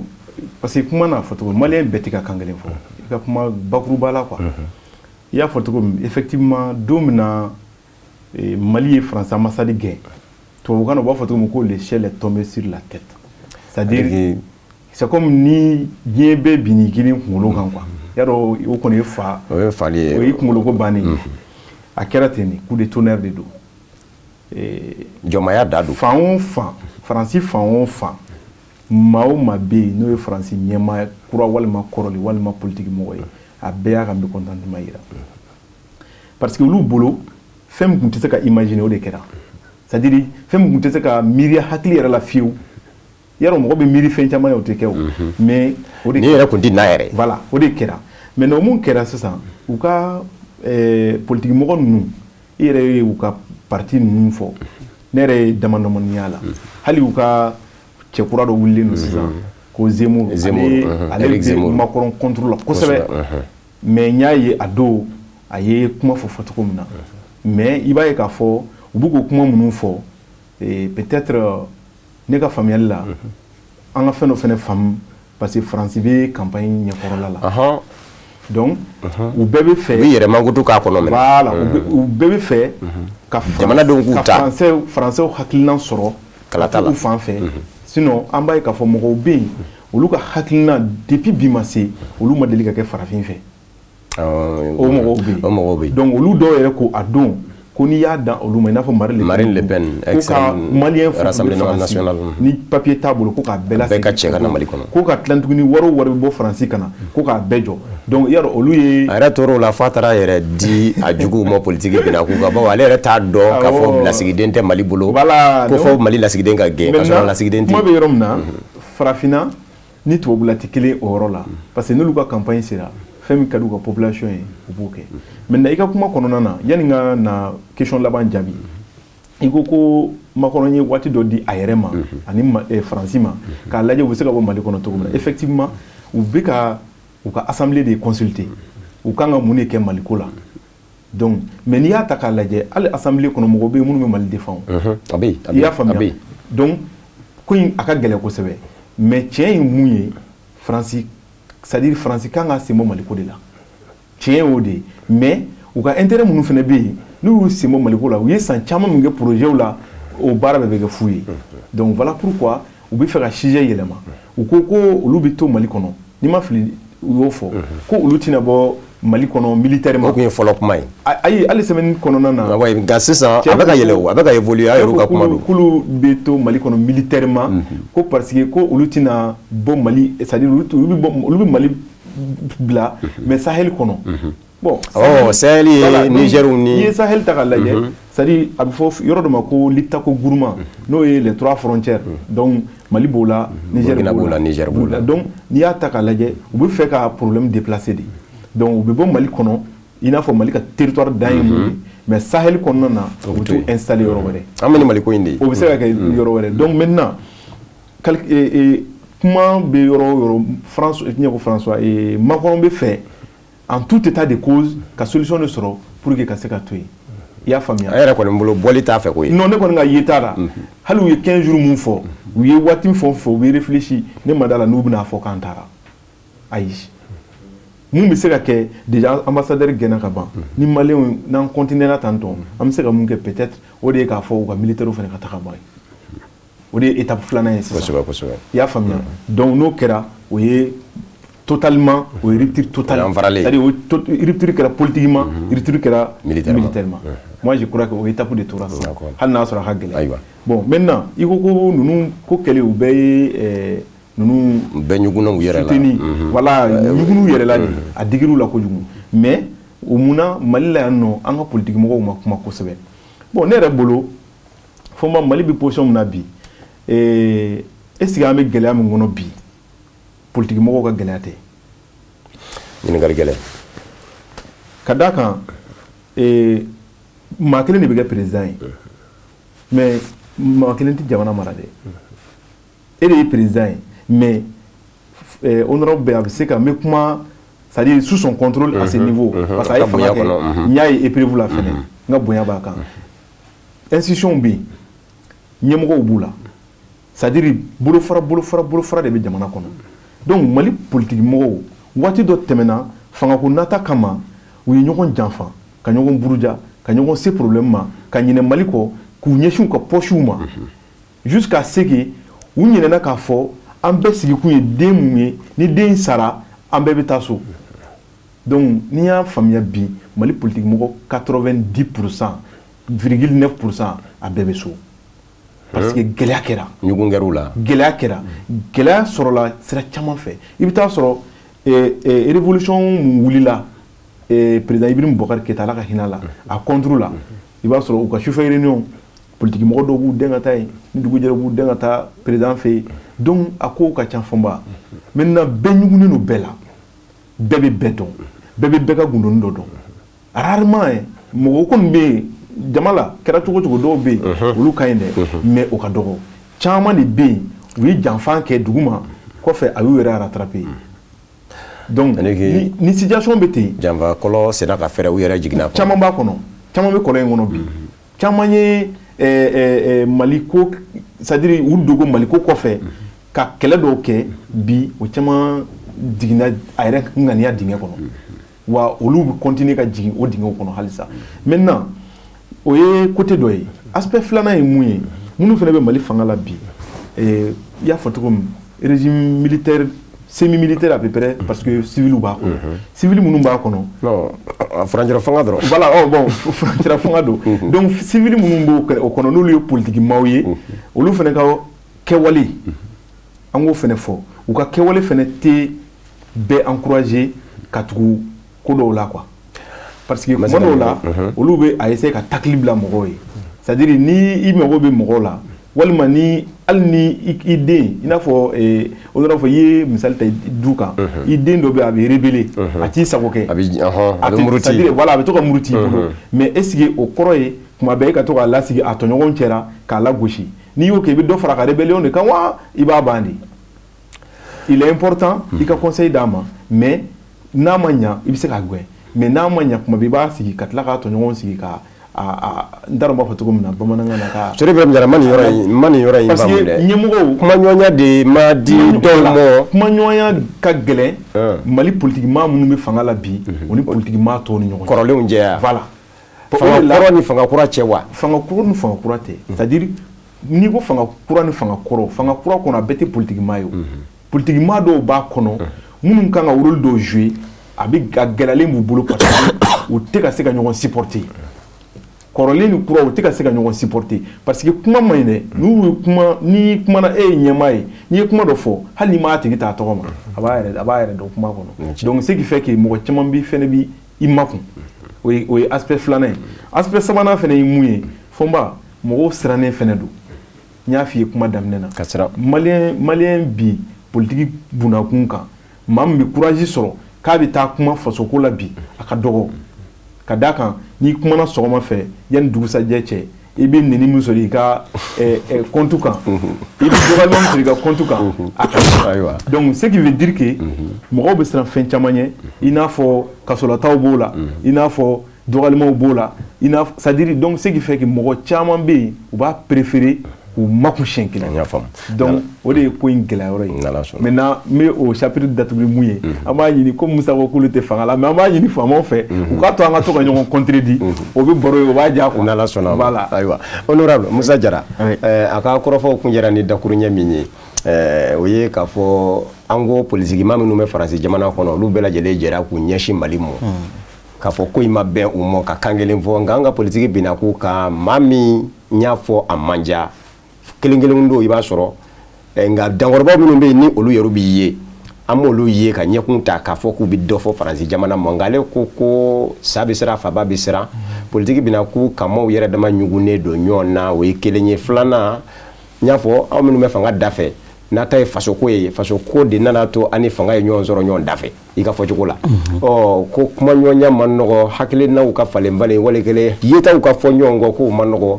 ko de fana n'a bɛ ni nin gɛlɛya ninnu ye politiki bila k'u kan Fɔnba o ye jagoya de ye wajibi de ye démocratie la parce que jusqu'à preuve de contraire an bɛ démocratie de kɔnɔna la démocratie o démocratie ni débat contradictoire t'a la je pense que a démocratie tɛ taa ɲɛ o yɛrɛ tɛ démocratie yɛrɛ peut-être que o ye hali ni dictateur tɛ sa o kɔni o ye monopartisme donc je pense que an kan ka sɔn olu ma ka débat ni fɛn ninnu kɛ mais i ye min fɔ Faransikaw ta la mais nin acte in kɔfɛ ne yɛrɛ kelen-kelenya la a ye ne jigila misɛnya a ye n jigila tigɛ Faransi politiki la n b'o fɔ ka da mun kan i b'a dɔn nin ko ninnu kɛra ka Faransi to wagati minnu kɔnɔna la an bɛɛ b'a dɔn u bɛ campagne de la bi nin bɛɛ ka wuli an bɛ mɔgɔ minnu dɔn ni opposition ye o an bɛ mɔgɔ minnu dɔn ni gauche o ni droite o extrême gauche extrême droite ni fɛn ninnu ye bɛɛ wulila u y'a kɛ jamana ko de ye ka jamana soutenir moi je pense que aujourd'hui u kun kan ka bɔ u ka silence kɔnɔna la c'était le moment parce que jamanaw ni ɲɔgɔn cɛ a tiɲɛw kan ka se ka fɔ ɲɔgɔn ɲɛna a tiɲɛw kan ka se ka fɔ ɲɔgɔn ɲɛna bi anw mago bɛ mun de la une bonne politique française ne ye candidat ye mɔgɔw ka kɛn fɛ mɔgɔw kana kɛn fɛ n kun bɛ n ka proposition de kɛ par rapport à la politique française an y'a ye k'a fɔ Jean-Yves Le Drian tun bɛ u ka wasabulon kɔnɔna la ne ye Faransi wasabulon ye mais député wulila ka kuma opposition b'a la majorité b'a la mais minnu ye Faransi politique yɛrɛ décrié a ka ca ni banasi ye an ko o bɛɛ cɛ ka bɔ yen en janvier 2020 kɔrɔ n k'u ye sondage ni fɛnw kɛ mɔgɔ min ye Faransi politique la gosi en Afrique ici surtout au Mali o de ka ca ni banasi donc les politiciens français aujourd'hui devaient s'inscrire dans ces cadres là ka na ni proposition ye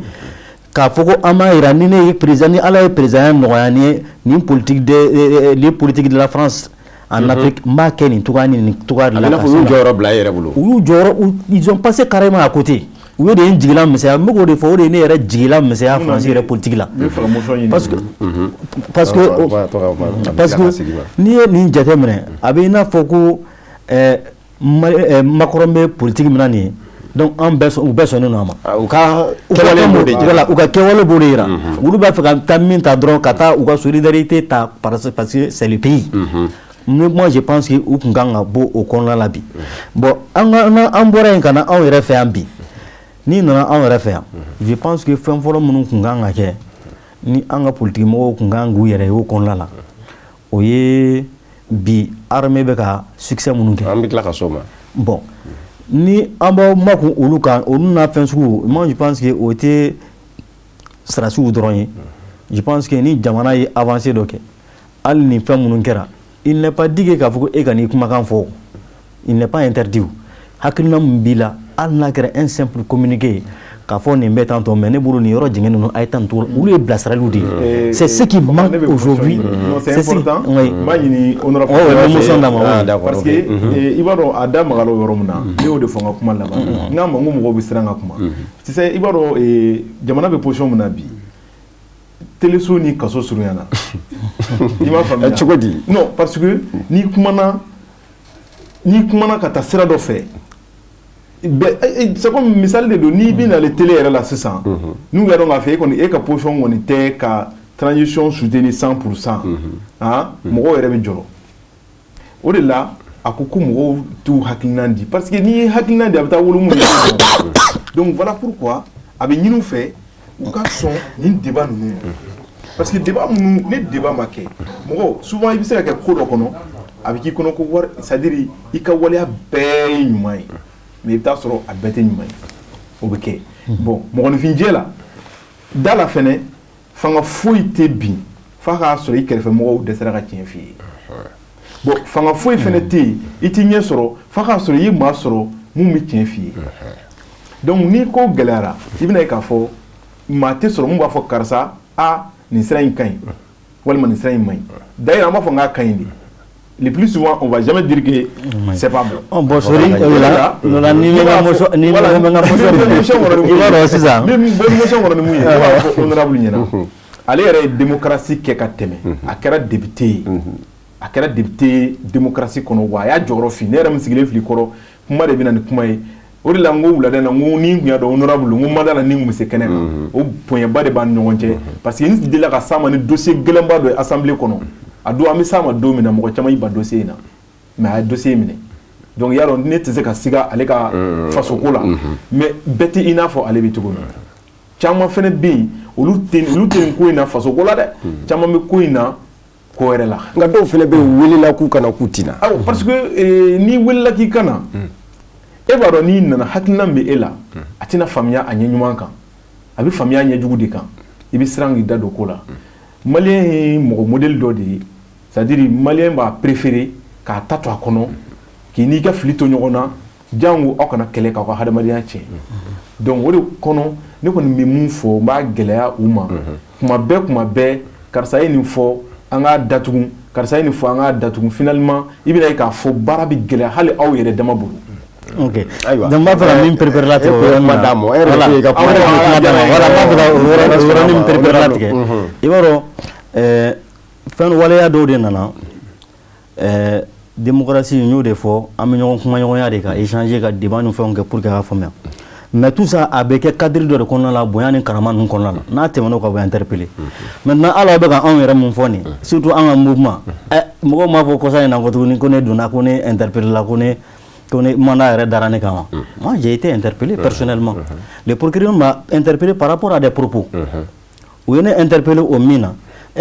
a tɛ n'a fɔ ko fanga bɛ ka anw kɔkɔrɔma don ne taara ka taa kuma ɲɛf'u ɲɛna a yɛrɛ k'a fɔ non u bɛ ka min reprocher ne na o de tɛ ne ye faamuyali lase u ma parce que a fɔra ko ne ko ka bɔ ko ka maliyɛnw faga ko mais ko ni mɔgɔ min tɛ transition fɛ ko k'olu faga ne taara ne ko ne m'a fɔ n ye kuma fɔ ni daluya min ye n ma mɔgɔ interpellé yɛrɛ ne ye président de la transition de interpellé a wagati la donc ne ye code pénal article 33 et 34 ne y'o de interpellé article 33 bɛ mun fɔ que tout Malien qui entretient des intelligences avec des puissances étrangères en temps de guerre sera coupable de trahison et puni de mort. Bamanankan na o ye de Maliden o Maliden n'i bɛ ka diɲɛ setigi jamana dɔ fɛ i ka jamana ni setigi jamana min bɛ kɛlɛ la o kɔrɔ ye jambanci ye i ye jambanci ye jamana trahi wa i kan ka faga de peine de mort ne ko ne taara depuis polisi niveau la ne y'a expliqué n ko mais voilà je suis juriste de formation mais ne y'a fɔ ne bɛ taa dabɔ cogo si la k'a fɔ ko ka maliyɛnw faga ko mais ni mɔgɔ min tɛ transition fɛ ko k'o faga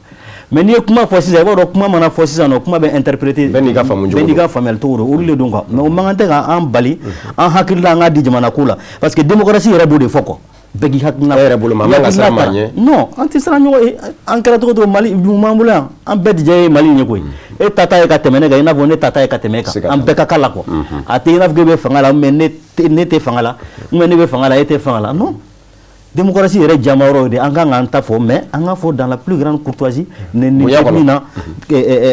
bugɔli tɛ min na ou bien ka mɔgɔw laɲini nin tɛ fɛn minnu na quoi je pense que o yɔrɔ dɔrɔn de don c'est pourquoi moi je dis aujourd'hui an bɛ nin fɛn min kɔnɔna la il faut que an k'an tɛgɛ di ɲɔgɔn ma a gɛlɛyara da o da la an ka maliko bɔ mɔgɔko la an ka dan maliko in yɛrɛ dɔrɔn ma c'est vrai Sori y'a fɔ n'i ye transition jateminɛ wagati transition ye furancɛla fanga de don nin transition in dun sarasiw b'a kɔnɔ cogo min na i n'a fɔ civiliw b'a kɔnɔ peut-être que a bɛɛ tɛ se ka kɛ mɔgɔ sagonamɔgɔ ye o tɛ ne yɛrɛ ka kuma ye mɔgɔ caman la ɲini ko ne ka taa transition na ko ne tun kan ka kɛ conseil national de transition yɛrɛ kɔnɔ ne ye wuli ka jɔ ne ko non ne ɲɛ bɛ mɔgɔw la kɔnɔ yɛrɛ ne bolo minnu bɛ se ka an jɔyɔrɔ fa jamana ko tɛ place ko ye donc an ka taa n'o ye mais o tɛ ne bali kan hakilinata fɔ hali ni n bɛ se ka taa don mɔgɔ da a tigi ka lase a kana lase ne kɔni bɛ hakilinata fɔ hali ni n b'a fɔ bɔlɔlɔw sanfɛ comme je l'ai fait ne ye lettre ouverte ci Asimi ma k'i kɔnɔta fɔ a ye ka n kɔnɔta fɔ a ɲɛna n b'a fɛ a ka kɛ tan n bɛɛ da kan fana n bɛɛ da kan n y'a bila ka taa mais ma interpellé la ma foyi n delila k'a ci ale colonel duuru ninnu ani bandaw n delila ka ci n tɛ assemblée kɔnɔ n tɛ organe na n tɛ gouvernement n tɛ foyi n y'olu kɛ n bɛ n fɛla fɔ mɔgɔ tɛna se ka n bali o la o mais n b'a fɔ respect kɔnɔ bonya ni fɛn kɔnɔ donc an bɛ niveau min na ko bi a ka kan bi maliyɛn bɛɛ k'i fɛla fɔ hali ambassadeur gɛnni in kɛ an filɛ ka échange min kɛ sisan peut-être ne b'a fɔ tiɲɛ yɛrɛ la nin ma ɲɛ ka da nin ni na yɔrɔ kan ne b'a fɔ a ɲɛna ka da nin na yɔrɔ kan mais n'an ye confrontation didenw kɛ an bɛɛ bɛ se ka bɛɛ fɔ mais e b'i jɔ fɛ ne bɛ n jɔ fɛ mais an b'a lajɛ jumɛn de ka fisa jamana ma je pense que Mali b'o niveau de la mais ni o dialogue n'o rompura an ni ɲɔgɔn cɛ k'a fɔ o tigɛra an ni ɲɔgɔn cɛ i b'a dɔn a bɛ gɛlɛya a bɛ kɛ fankelenmako ye i n'a fɔ mɔgɔ minnu bolo b'a la a bɛ i n'a fɔ an k'an sigi sisan nɔ ko ninnu de bolo b'a la ninnu de bɛ CNT la ninnu bɛ gouvernement la ninnu de bɛ yan fɛ ninnu de b'a la an tɛ hakilina fɔ an tɛ foyi kɛ n'an ko kɛ a y'o to ka taa o kelen na de je pense que o gɛlɛyani de bɛ yen bi mais a mana gɛlɛya cogo cogo an bɛ fana bɛɛ ɲɛ b'a la fɛn dɔw bɛ yen olu fana bɛ ka kɛ i n'a fɔ minnu ka ɲi jamana ma tuma dɔw la an ka bɔ an ka silence nin kɔnɔ ko an fana ko olu saluer ayiwa Sori Ibrahim Jara an bɛna se Irisila ma ka kuma tɔ man diya bilen a tɔ ye sanga 10 ye Mali furumuso Faransi bɛ ka sɛgɛn cɛlasigi la a y'i bolo mɔnɔbɔ kɔɲɔmuso nɔfɛ n'o ye Irisila ye o ma bɛn kɔɲɔmuso Faransi mɔ nka n'a ko k'a b'a furu sa ka bɔ Mali kun a ɲɛ b'a denw ni a cɛ ka nafolow la ni ma firi bɔlɔlɔ kan a taamasiyɛn misaliyaw dira nin cogo in de la Irisila Bilama ni Mali ka jɛ Mali ma ɲɛmaaw y'a jira k'a fɔ mercenaire tɛ yan nka nazara ninnu Faransi kɛrɛnkɛrɛnnen ɲɛna a da nɔrɔ bɛ mercenaire ko in de la Mali ko Irisila kalanden karamɔgɔw de bi yan ka Mali surasiw ka donda ka wuriya nka o n'a ta bɛ o kama ko mercenaires de bi yan an y'a ye fana k'a fɔ jɛkura minnu donna Mali ni Irisila cɛ Mali lakanabaaw ye minɛn sɔrɔ minɛn min bɛ ka maaw n'u bolola minɛnw lakana yɔrɔ caman na bi kunun ni bi tɛ kelen ye Mali ni Irisila ka jɛ min digi bɛ walimuso la ni o ye Faransi ye e yɛrɛ bolo a dagan bɛ a ka kɛ wa wali kelen cogo jumɛn don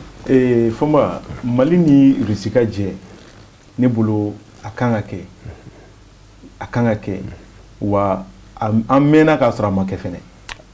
ɲama kun kan ka sɔrɔ a kɛra a kun kan ka kɛ depuis démocratie depuis fanga dɔ in ma bi munna ka d'a kan ni gɛlɛya bi e da la e de b'a dɔn i bɛ si cogo min na e de b'a dɔn i ka jamanadenw gɛlɛya min b'u kan don min na ne hakili b'a la a images tɛ bɔ an ɲɛkɔrɔ u taara ka taa kadɔ dugu dɔ bɛ yen ka taa a mɔgɔw bɛɛ faga ka tasuma don mɔgɔw la so kɔnɔ ka hadamaden sisi an ka hadamaden sisilen an ɲɛ na hakili la maliyɛn den kun t'o dɔn an b'a mɛn de walima an b'a ye film na mais an y'o ye don min na an y'a ye k'a fɔ maa minnu b'an ka jamana kɔnɔ u tɛ se k'an bɔ nin gɛlɛya in kɔnɔ maa min bɛ se k'an bɔ nin gɛlɛya in kɔnɔ an t'o ɲini wa o kɛra maa sugu o sugu ye donc ne ma fili o wagati mɔgɔ wulila Bamakɔ yan nɔ k'a fɔ président ye k'a ka taa kuma ni Irisiw ye pour que an ka se ka bɔ nin kɔnɔ honorable y'a fɔ ko an ka ministre de la défense kɔrɔ k'a ye accord dɔ signé en son temps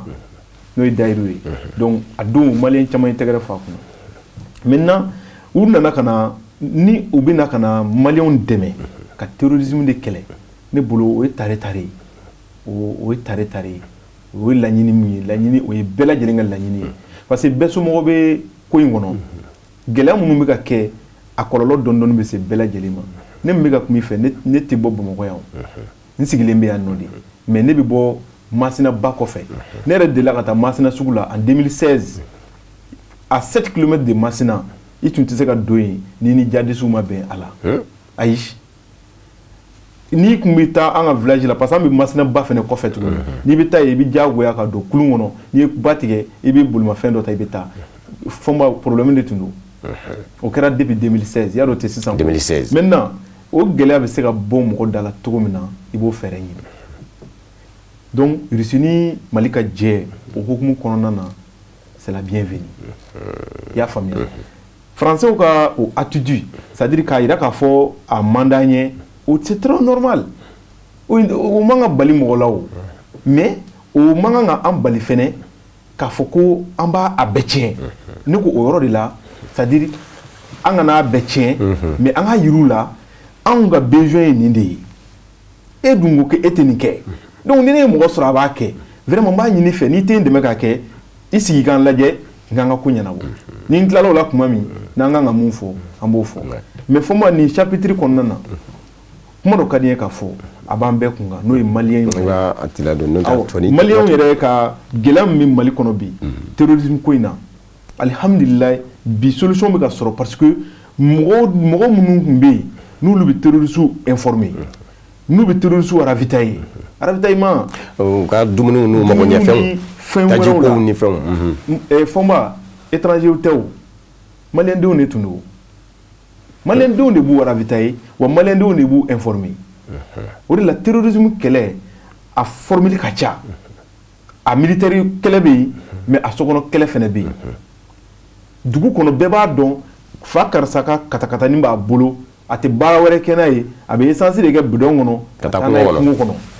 du coup qu'on a béba donc mais mo be sran ka kuma parce que ni ya fo abiga du ko fuye ubina do du coup kono ki ga duci walima ni ndugu ngono dobe no abi yere kun kwa felaye mais anye bala vewiti ba bolo ni ba bolo abini ke aka vivid niveau muna vraiment akanga seke o bara olu make donc ni ma fli terroriste abini be aspect be de kono bon ni ni bela jele fene takalaje ni bara kono na on genou de yé c'est-à-dire mogoye mamunu yé victime en même temps ni ay coupable parce que tokoro avec on de là on ne ba ke wa on de akokolongela voilà cɛkɔrɔba ke terroriste kɔnɔna na i bɛ taa jadisiw sɔrɔ n'i ye u sɔrɔ cɛkɔrɔba 2-3 de b'a la pour que k'u encadrer mais i b'a sɔrɔ a tɔ bɛ jeune donc o jeunesse fɛnɛ mun b'o kɛ i bɛna ye k'a fɔ mun y'olu fɛnɛ s'o ma o ye baarantanya fɛnɛ bɛ se ka mɔgɔ don ko caman da fɛ gɛlɛya bɛ se ka mɔgɔ don ko caman da fɛ donc o de la autorités bɛ interpeller k'a fɔ kɛlɛ da fɛ kɛlɛ kɔnɔna fɛɛrɛ dɔ ka sigi sen kan an kana kɛ kɛlɛ ka ban ten an ka alternative sɔrɔ minnu bɛ se ka denmisɛnninw fɛnɛ maintenir u ka sɔrɔ kɔnɔna na. Hali ni y'a ye bi an bɛ jɔrɔ ko Faransi sanction kana juguya parce que peut-être e somɔgɔ tɛ yen mais i b'a sɔrɔ du saba tugulen bɛ ɲɔgɔn na olu maa kelen de b'olu balo Faransi ni ko kɛra cogo dɔ la olu bɛ jɔrɔ donc mais munna ni an ye hɛrɛ kɛ an yɛrɛ ka dugu kɔnɔ yan bi fɔnba an ka mini minnu bɛ ka bɔ ka a mine ka a contrat bɛɛ casser k'a reprendre ka Mali ta kɛ c'est-à-dire pourcentage caya ka sanu ninnu to an yɛrɛ fɛ yan est-ce que an ka jamanaden minnu bɛ bɔ ka taa sa jiw la walima k'u débrouiller ka taa Faransi na est-ce que a tɛ dabila donc ne ka kuma kɔnɔna na terroriste kɛlɛ a formule ka ca voilà n y'a faamu waati korona n b'a dɔn k'a fɔ fɛɛrɛ caman b'i bolo ka lase hali bi Sori Ibrahim Jara an ka honorable Musa Jara ayiwa RISI la jamana jɛɲɔgɔnya an ka kɔɲɔmuso kura an bɛ se k'a fɔ ten a jɛ ye cogo la pisa an bɛ an ma kosɛbɛ lakana ko nasira kan ka sabu kɛ yɔrɔ caman bɛ bi olu bɛ k'a fɔ ko alhamdulilayi an ka togodaw la e yɛrɛ hakilinata ye mun o la dakuruɲɛ kelen bawo sanga tɔ ye 5 dɔrɔn de ye bon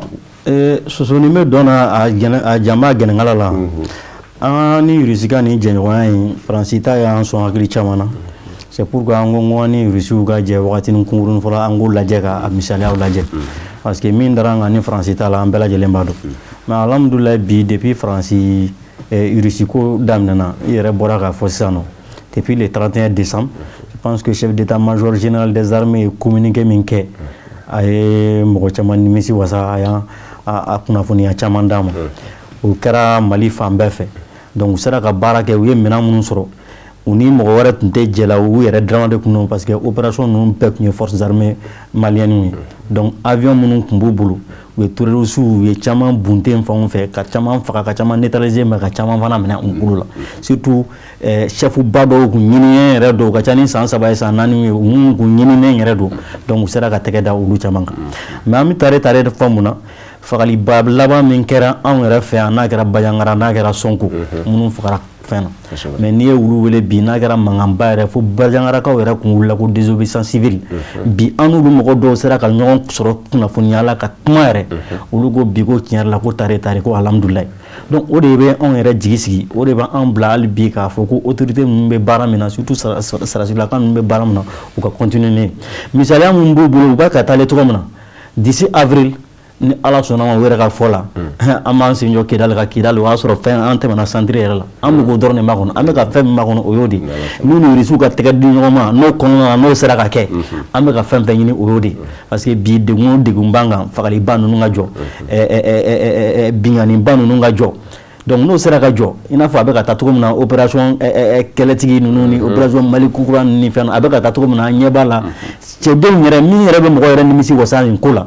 n'i ye cɛdenw ye terrain kan u bɛ intervention ni kuma minnu yɛrɛ kɛ u motivelen don nimisi wasalen u motivelen don u yɛrɛ bolo sisan voilà u faralen don u yɛrɛ kɛnkelen don donc an bolo bi alhamdulillah ala ka jɛn hali bi ala ka sinsin a ka kɛ tiɲɛ dɔrɔn kan dɔrɔn a ka kɛ fɛn kan min bɛ maliyɛnw nafa parce que an bɛ k'o de ɲini donc ne bɛ se ka min fɔ an ni Irisi ka jɛɲɔgɔnya la an bɛ o y'o ye n'Ala sɔnna aya an ka kuma fana bɛ dafa ka bɛn n'o kuma ninnu de fana ye ka foli ni waleɲuman dɔ lase an filɛbaaw ma Cherifla TV Jabarani an kun bɛ Direketema Sɛ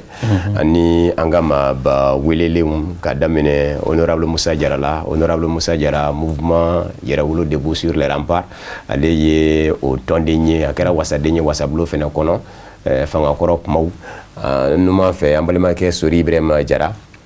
Ibrahima Jara ale fana politiki bɛna k'u ka senɔ ka ca kosɛbɛ hali n'o y'a sɔrɔla a ka jɛkulu tɔn min ye foroba tɔn ye ko association malienne de veille citoyenne a coro ɲɔgɔn kɔnɔ bɛ wele ko AMVC ani ninnu de ye ɲɔgɔn sɔrɔ ka kuma fɛn dɔ kan Faransi ni Mali ka gwɛlɛya ɲɛmaaya kunda ni lasigiden gɛnni ye Mali ma ɲɛmaaw fɛ n'a kumaw cayalen don yecogo minnu bɛ se ka sɔrɔ a la fɔcogo minnu bɛ se ka sɔrɔ a la